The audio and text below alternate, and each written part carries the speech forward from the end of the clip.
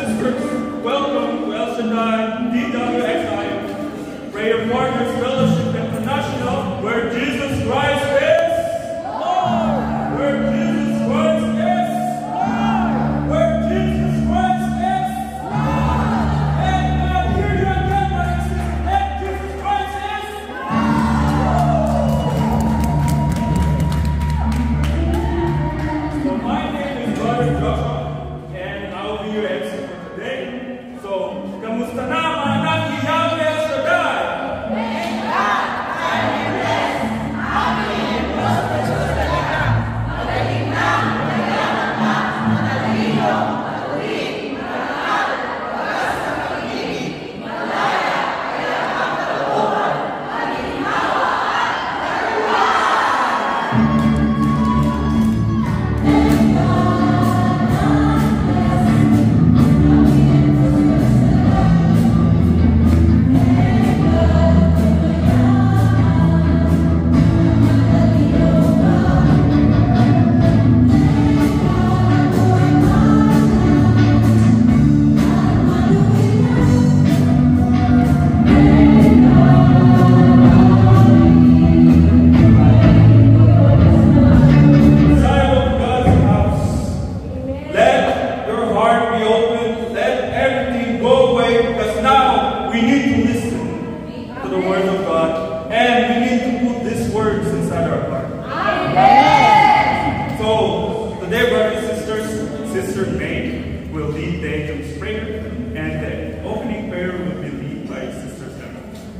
Our worship leaders are Sister Carla,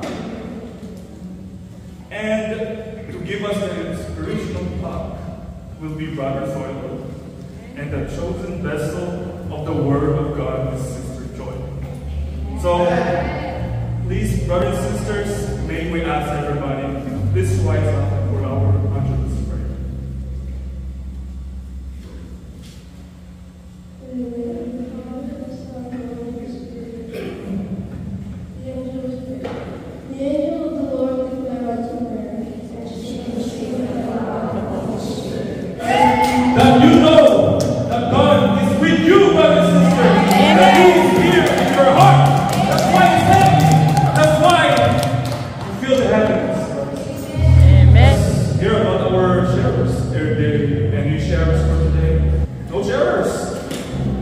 Then everybody's blessed today, huh? Brothers and sisters, everybody's blessed this week then.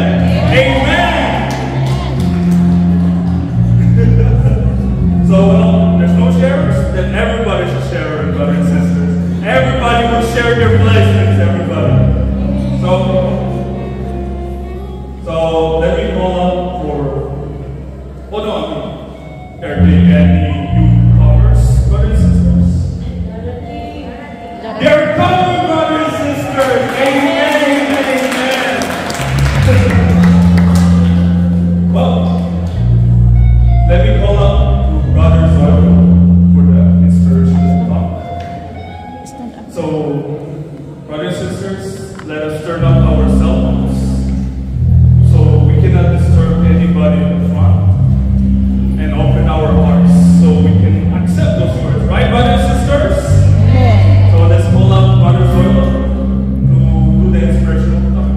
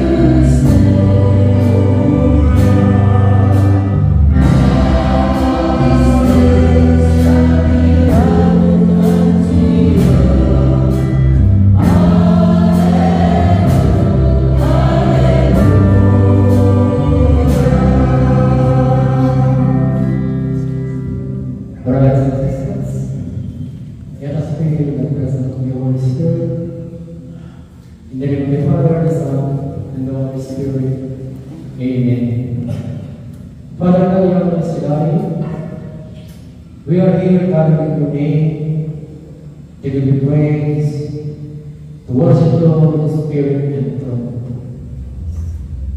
Thank you, Lord, today for using me as your instrument to proclaim your words. Anoint me, Lord, from head to foot. Bless my mind, my lips, my tongue, and my heart. Open the ears of my brothers and sisters to hear your word. Open their mind to understand your message, and open their heart to receive your word. As thankful in the reading for today, Father God, He proclaimed your word, and the people was converted. As thankful, continue to pray with them, to deepen their love to each other, until the day you will come. All this we pray in the mighty name of your Son, Jesus Christ, through the intercession of the Blessed Virgin Mary, and all the angels and saints. Amen. And in the Father, the Son, and the Holy Spirit. Amen. Good afternoon, my brothers and sisters in Christ. Before I read the reading, pray muna natin ang ating Panginoon.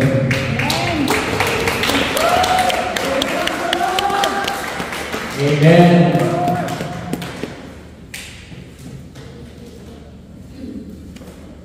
My brothers and sisters in Christ, dahil po wala po tayo paglahi, awin mo ikaw reading Tagalog.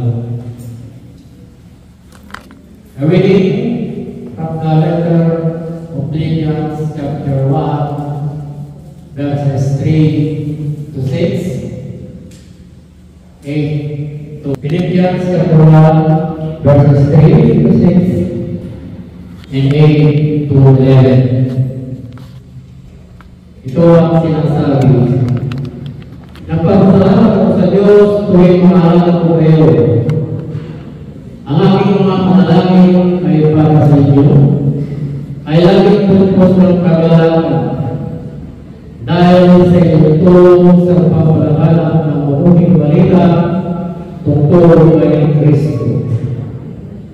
Wala nyo ito inyong tanggapin hanggang sa kasalukuyan. Hinihintay mo sa iyo ang kabutihan gawa na pinasimulan sa iyo ng Diyos ay kanyang lulubusin hanggang sa araw ng pagbabalik ni Kristo Jesus. Nalalaman ng Diyos na ang panahalik mo sa inyo ay kasilangin ng pagmamahal sa inyo ni Kristo Jesus. Idadalangin mo sa Diyos na may bayo ang pag-ibig at masakpapan ng malinaw na pagkakilala at malawak na pagmanawa. Upang mapili niyo ang pinakamahalaga sa lahat ng bagay. Sa gayon, pagdating ang araw ng pagbabalik ni Kristo, masugpuran kayo malinis at walang kabintasan. At gusto sa magandang at ang iyang talong sa Yesu Kristo sa karangalan at kapurihan ng Diyos. Mga kapatid, ang salita ng Diyos. Kaya naman tayo masuko, ang kapatid.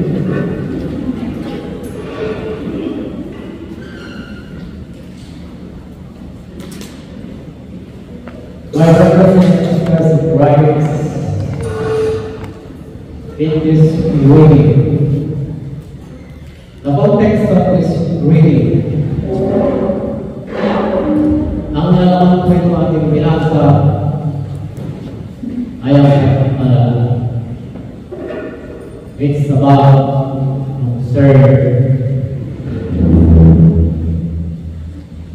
Saint Paul has the word of God. He proclaimed the word of God to the Philippians. dito yung nakita na ang salita ng Diyos ay paano nila tinanggap. Kaya pinadalangin isang insento ito na lalong lumalim o paigtingin ang kanilang pagmamahal pag sa'yo wala mo sa kanila. Iniinit niya ito na huwag silang magbago.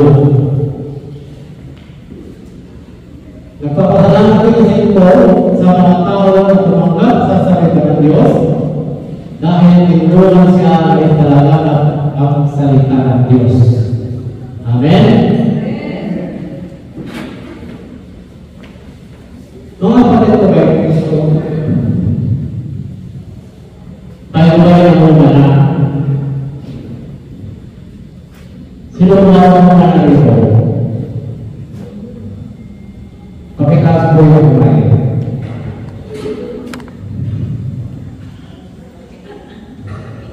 Gano'n na tayo natagal dito, mga kapatid, sa gawain ng ating Panginoon? Hindi mo ba tayo namuna? Ano ba yung sabihin ng namuna?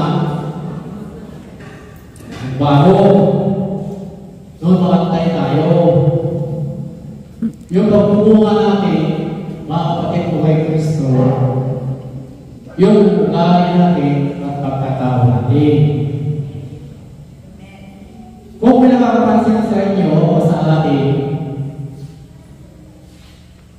na yung isang kapatid natin, kapitbahay, kaibigan, napansin sa iyo ang isang ugali na nawala sa iyo, ibig sabihin, namunga ka na. At patuloy pa rin kayo, namunga.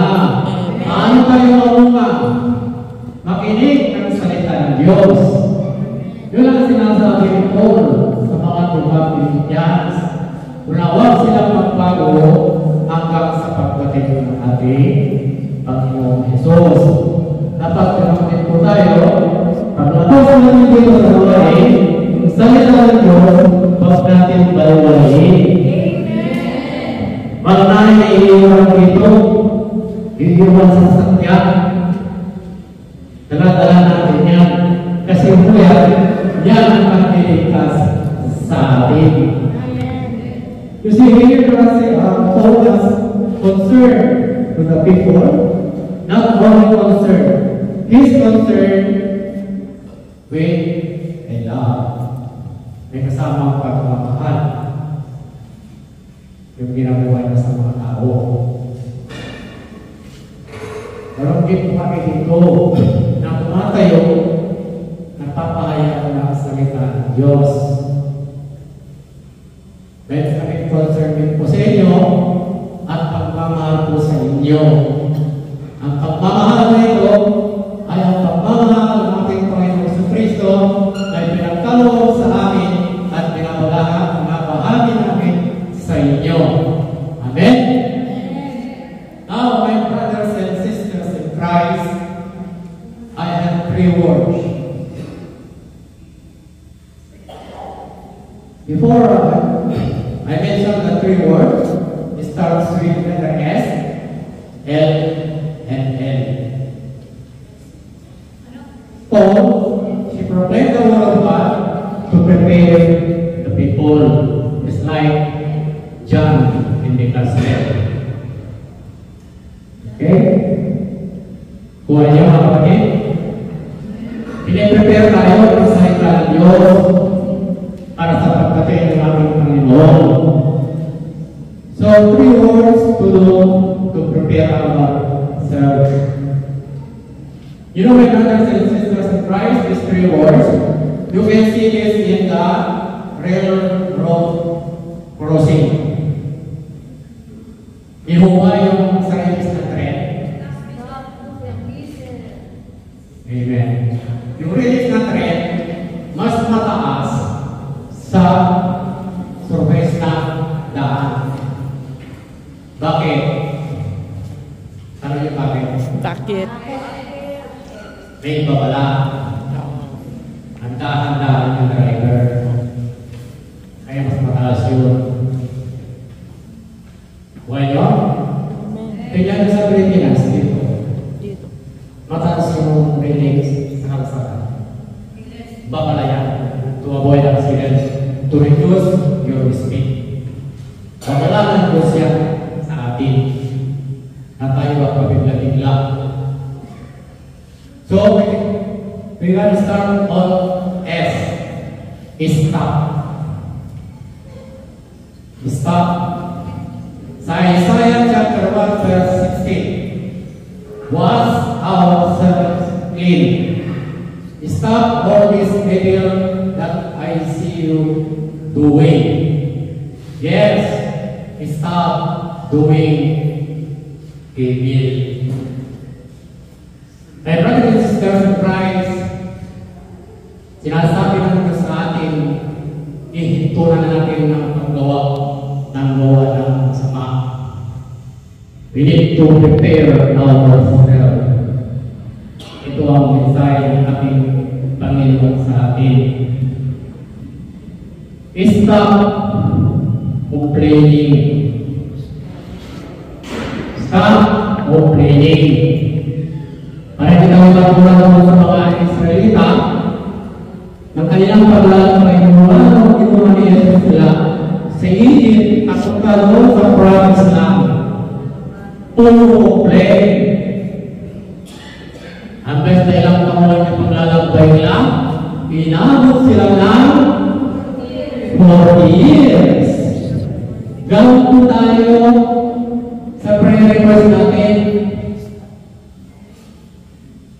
Complain tayo ng complain. Yung prayer request natin hindi nakakalapit sa atin. Ayaw ng Panginoon ng complain. Dati ngayon ako. Stop complain.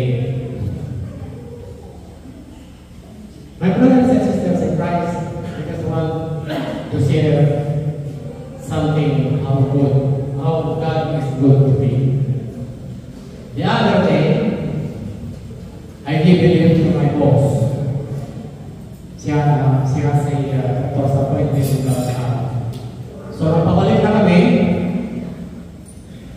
Nakatingin doon sa metro ng gasolina ko ng sasakyan. Sabi mo, what happened to your order? Sasakyan ng anak ko yun. Why, madam? Why there is no gas? Sabi ko, naabangan mo yung pagbaba ng gasolina. Kaya magkakarga. Sabi niya, okay. When we come back, come to my apartment, get the credit card of my SOS, fill it. Diba, blessing yan? Fill it. Sabi niya, or fill it, give the receipt to me, and I will pay you back. Mga kapatid ko kay Kristo, dahil hindi ako nag-complain sa pagmamaneho sa Kanya, kahit ang hirap sa pagparalagi ko ako nag-iipon. Minsan ako nagbabayang ng metro. Hindi ako nag-complain. May bonus pa ako. Oh, may bonus pa ako. Alam niyo kung ano yung bonus? Pagbabayang ng sasakyan sa bilig, meron sa hawak na pera sa kamay, binigay sa akin. Sabi niya, that is yours. At ganyan mo, $50. Kasi alam ng Diyos, kailangan mo lang $50 para sa Christmas contribution. Sabi niya, 50. So, as I said before, when I need $20, in a split second, one day lang tigil $20. The next week, I need $50. Sa balik yung $50.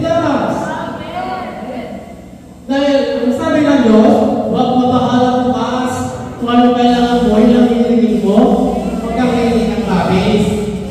Amen? Stop complain. Yun ang gusto ng Panginoon. Amen? Second, look. Look. First Samuel verse 7. But the Lord said to him, pay no attention how tall and handsome he is. I have rejected him because I do not judge as people judge. They look at the outward appearance, but I look at the heart. O see? Jesus, sa puso tayo natingin. Kasi ito ang susi sa pagkakit natin sa karya niya. Oh, hindi yung balot na balot tayo. Alahas, para tayo ng hepa. Mga tao, ganyan. Karamihan niya mga siman. Kasi dati po ako, siman. Dahil hindi ko nag-alas na marami. Oo, yung mga kasama ko, pag maraming babae kumakit, nagtutulog ng alahas, para hindi ko ng babae. Balot tayo mga mahaling gamit. But God rejected us because He looked at our heart. Amen.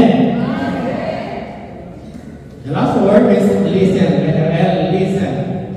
Matthew chapter 15 verse 10. Jesus called the crowd to him and said, listen and understand. It also says in Revelation chapter 2 verse 7, if you have ears, then listen to what the Spirit says to the Lord. Sino po yung crowd? Tayo po. Kaya po tayo lagi tinatawag ng Panginoon tuwing linggo sa kawain para makinig ng kanyang salita. At unawain kung ano ang sinasabi ng mensahe ng salita ng Diyos na ating narinig at ito'y ating isabuhay. And in Revelation, sabi niya dito, listen to what the Spirit says to the church or churches. Who is this churches? The church. I know the Holy Spirit is the one who will give you the spirit of understanding. Doon sa salita ng Diyos na ating narinig. The Holy Spirit is the one who brings us to the throne. Ano ba yung ito? Napakarami na kingdom of God. Who is the kingdom? Who is the kingdom? It is yours. Ano ba ang throne? Mga salita ng Diyos na buhay at makapangyarihan. Amen? Ano pang totoo? Na si Jesus namatay sa cross at tayo kanyang sinagip sa ating pagkakasala at muling nabuhay. Amen? Ano pa ang utuhanan? Napakarami pero wala tayong oras. Amen?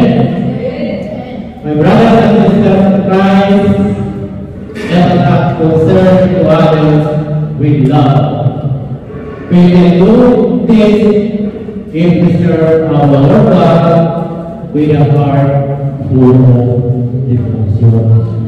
Kailangan po ang ating puso ay nakatuon sa ating Panginoon para mangyayari ang dapat mangyari para sa pagbubuti natin sa paglilingkod sa ating Diyos. Amen? Bila po ang ating kay Kristo, tayo po ay magsitayo.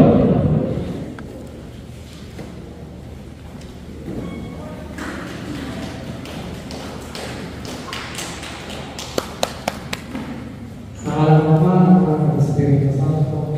Amen. Salamat po Diyos sa iyong mga salita na pinapalunod sa amin. Now, Lord, may mga salita na mga sa aming puso at mga sa aming isipan. Nang iyong mga salita o Diyos ang siyang papabago sa aming katayuan, sa aming tao, sa aming pag-uugali. Tulungan kami o Diyos na aming puso ay malinis sa pamagitan ng iyong mga salita na buhay at pangyarihan.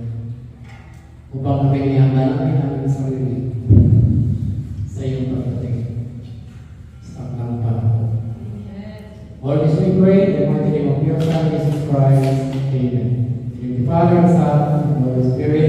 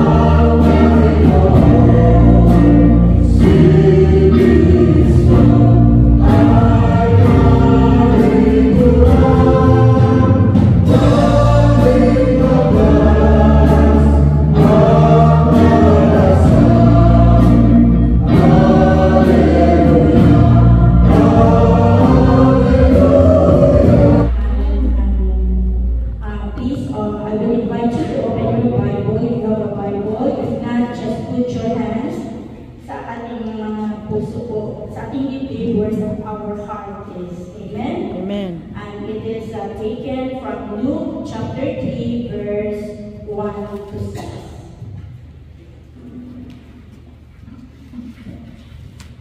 So,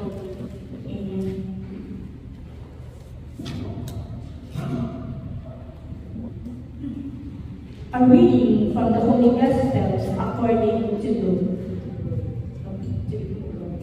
In the 15th year of the reign of Emperor Tiberius, where Pontius Pilate was governor of Judea, and Herod was a ruler of Galilee, and his brother Philip, rulers of the region of Iturea, and Trachonitis, and Lysanias, ruler of Galilee, during the high priesthood of Annas and Caiaphas, the word of God came to John, son of Zechariah, in the wilderness. He went into all the region around the Jordan, proclaiming a baptism of repentance for the forgiveness of sins. As it is written in the book of the word of the prophet Isaiah, the voice of one crying out in the wilderness, prepare the way, make his path straight. Every valley shall be filled, and every mountain and it shall be made low. And the crooked shall be made straight, and the rough ways made smooth. And all flesh shall see the salvation of God. The Gospel of the Lord. Praise to the Lord Jesus Christ.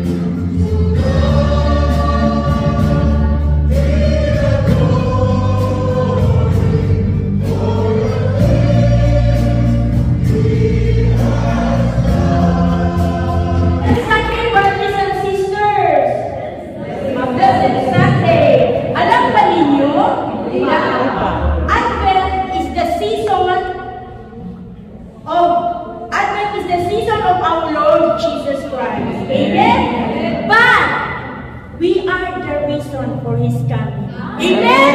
Kaya, espesyal tayo kay Lord. Amen!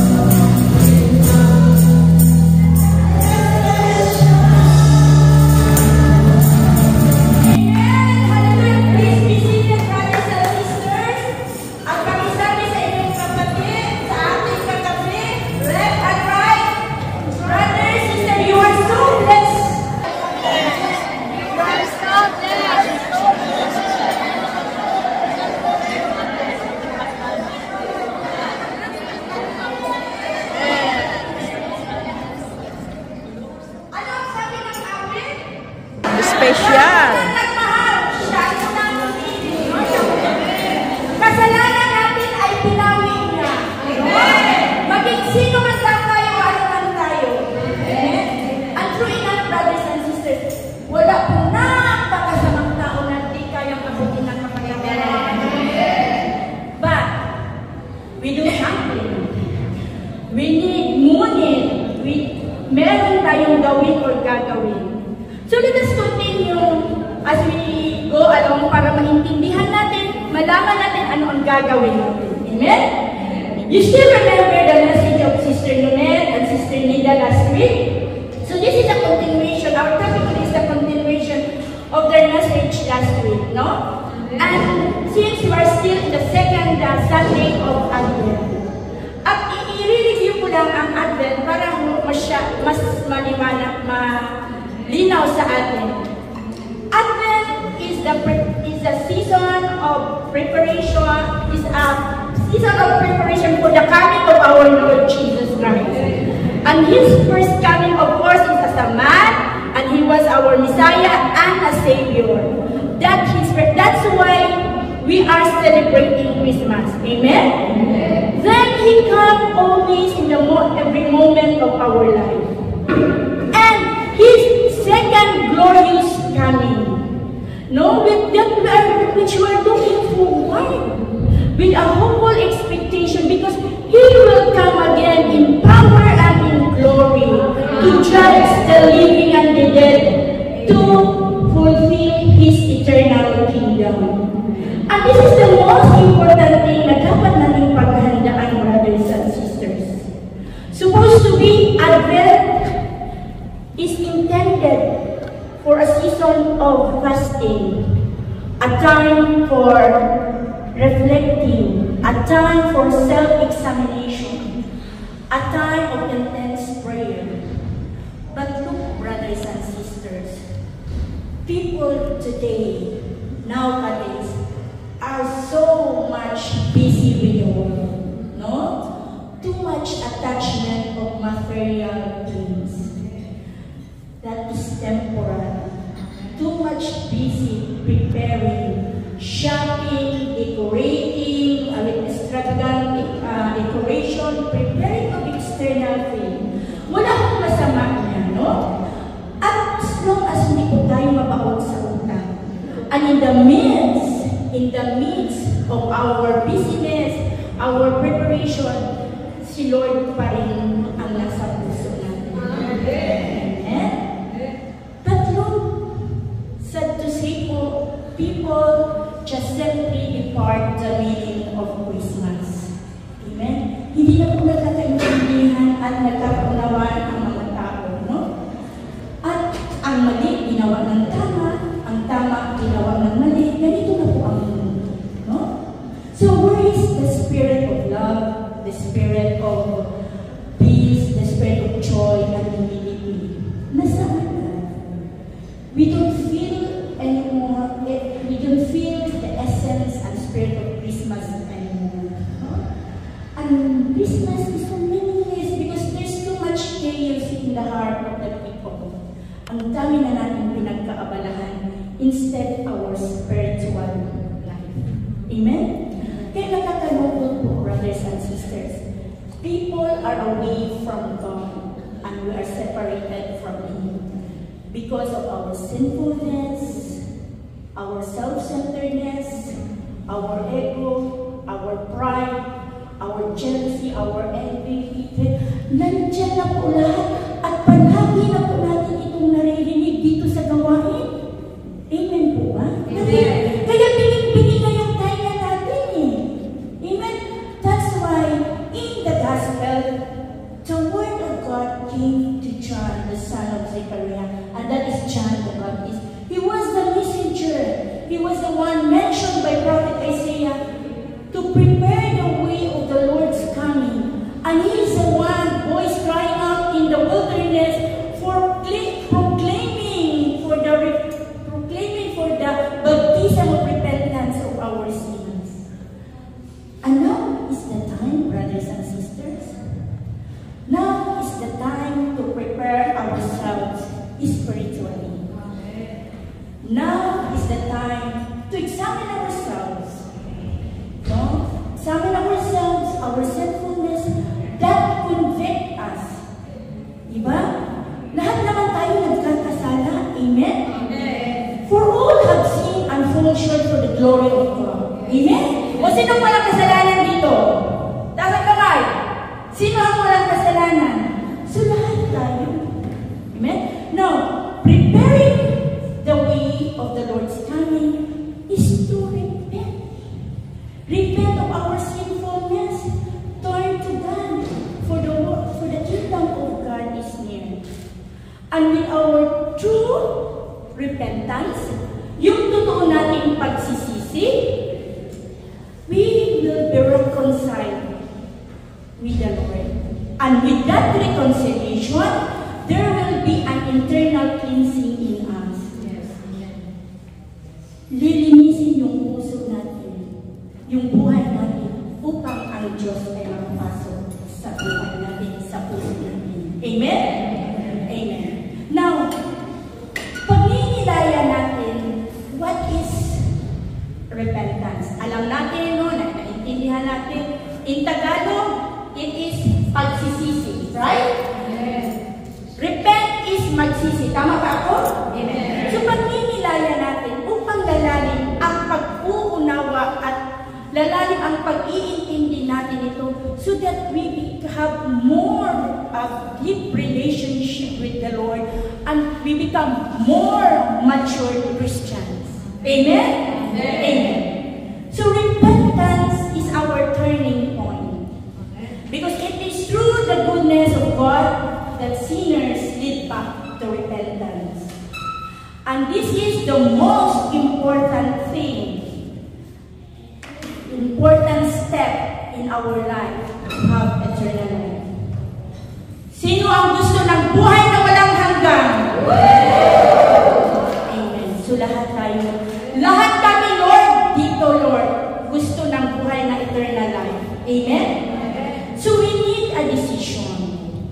Because God created us without our cooperation, but God cannot save us without our cooperation.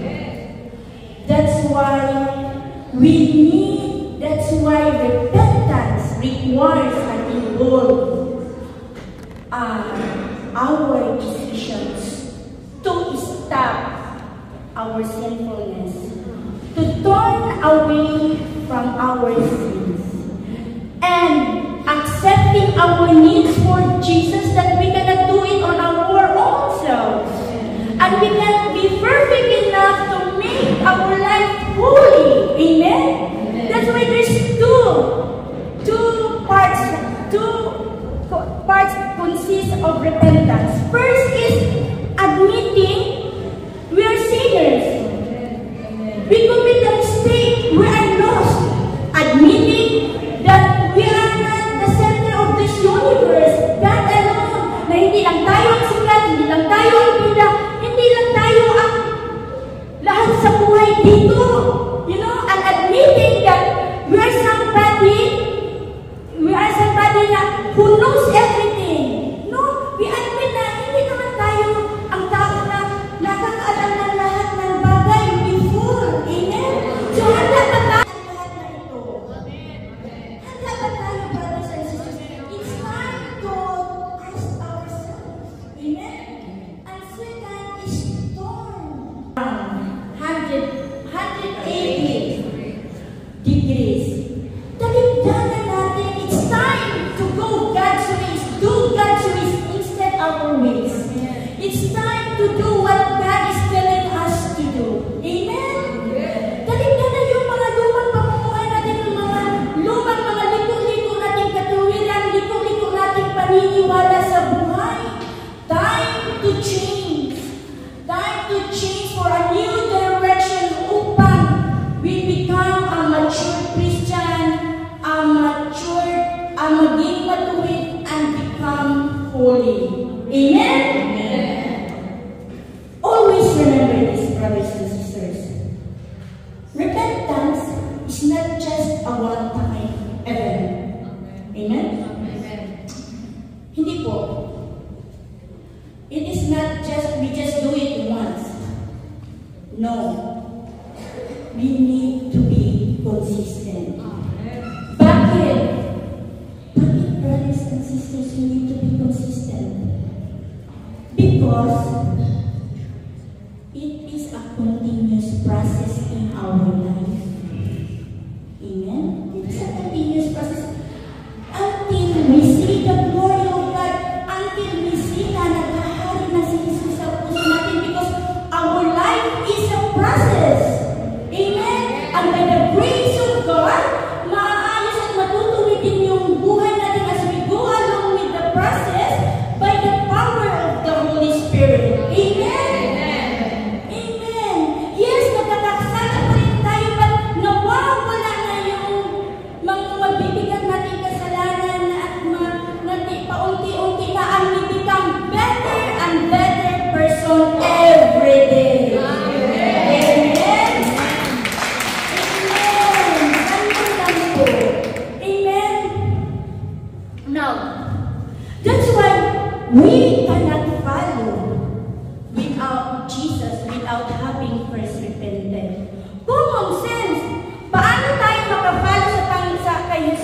Kung nagre-rebuild din na yung puso natin at nagpo-protest, talagang magpo-protesta yan.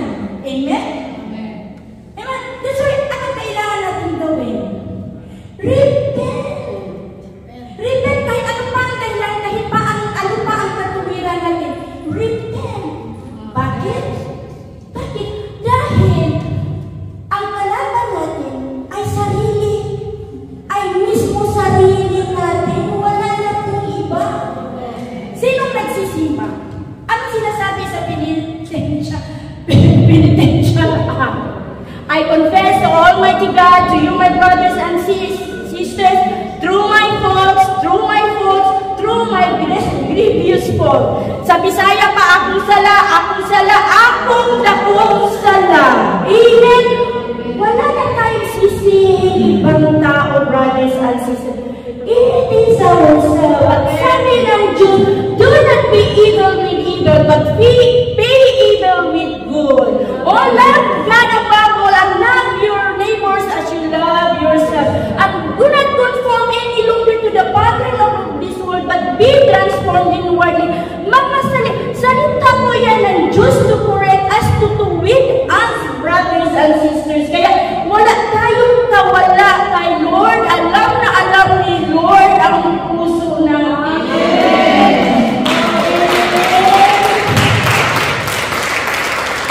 At ganyan lang po ang buhay, brothers and sisters. Life is too short.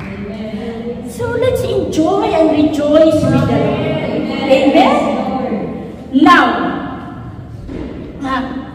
Now, kapag sabihin natin na wala tayong kasalanan, ay dinadaya natin ang ating sarili at ang katotohanan wala sa atin.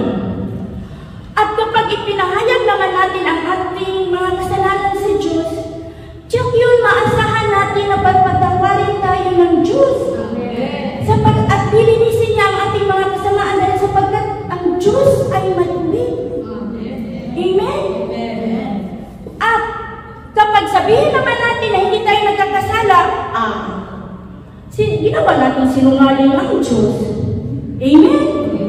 And the Word of God is not within us, and the Word of God is not, wala sa atin ang salita ng Diyos. Ano yung mga pinapahayag ni Brother Suelo?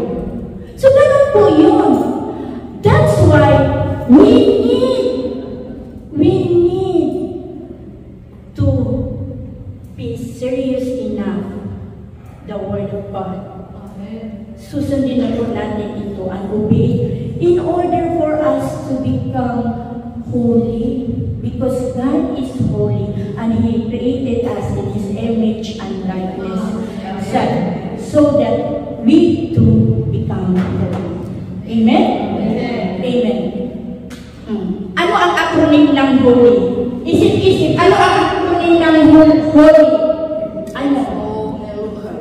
H? We need to be humble. We need to be obedient. O, L is we need to be loving. Naging loving na ba tayo dito? Brothers and sisters sa gawain. And we need to yield to God. Yield means surrender. Amen? So, madali lang, brothers and sisters. Madali lang. Ngunit, mahirap yun sa ayaw sumunod.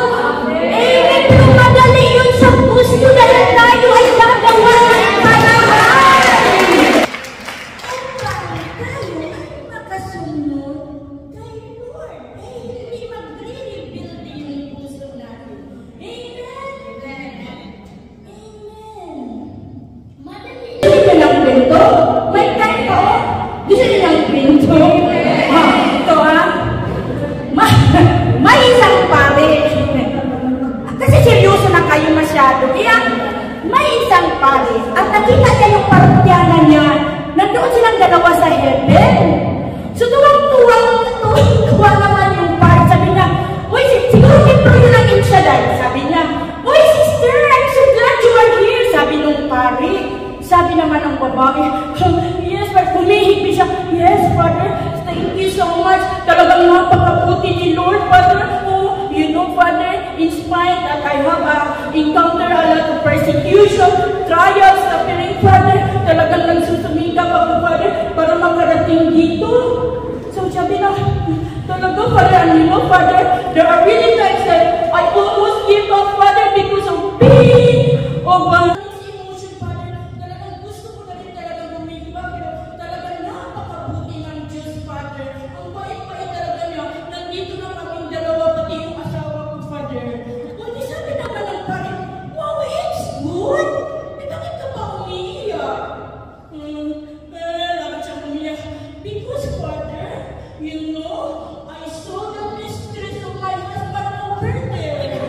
I thought, Father, I thought she's not him. Siguro, Father, nagsusumikap din siya.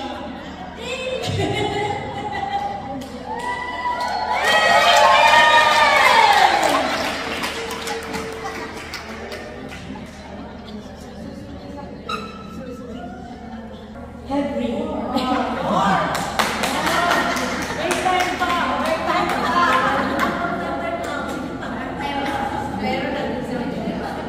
Meron lang tatay mo. O, tinatawag na ako.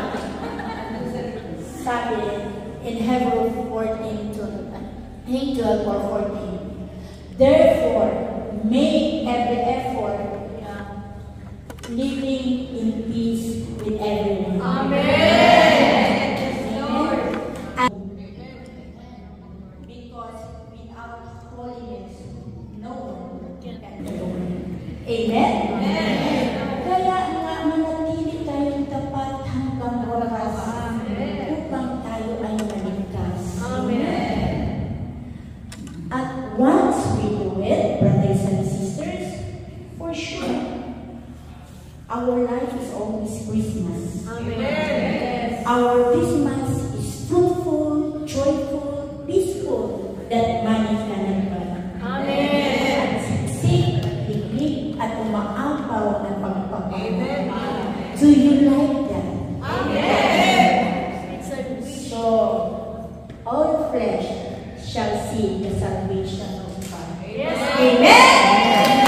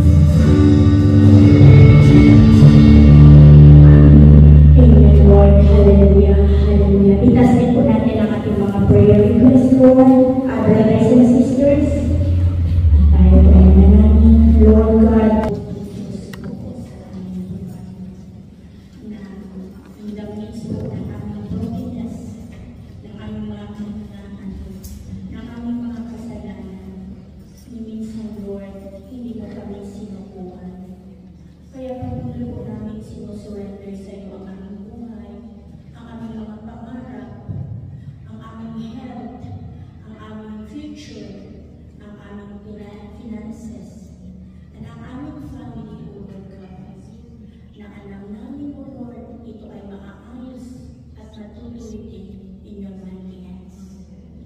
And we pray, O Lord, sa pang-araw-araw namin buhay, a blessing upon blessing, a healing upon healing, and miracles upon miracles.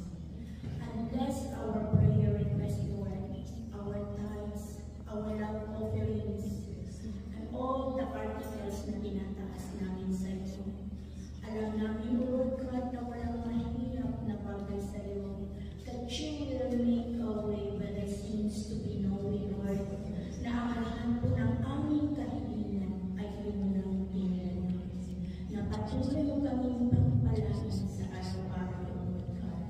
At dalangin namin, O Lord God, na uuwi kami puno-puno ng pag-asa, puno-puno ng pagmamahal, puno-puno ng kagalakan at kapayapaan. That money cannot buy, O Lord God. And we pray sa aming katagumpayan. And we ask this in the mighty name of our Lord Jesus Christ, we pray. Amen and amen. Sit down.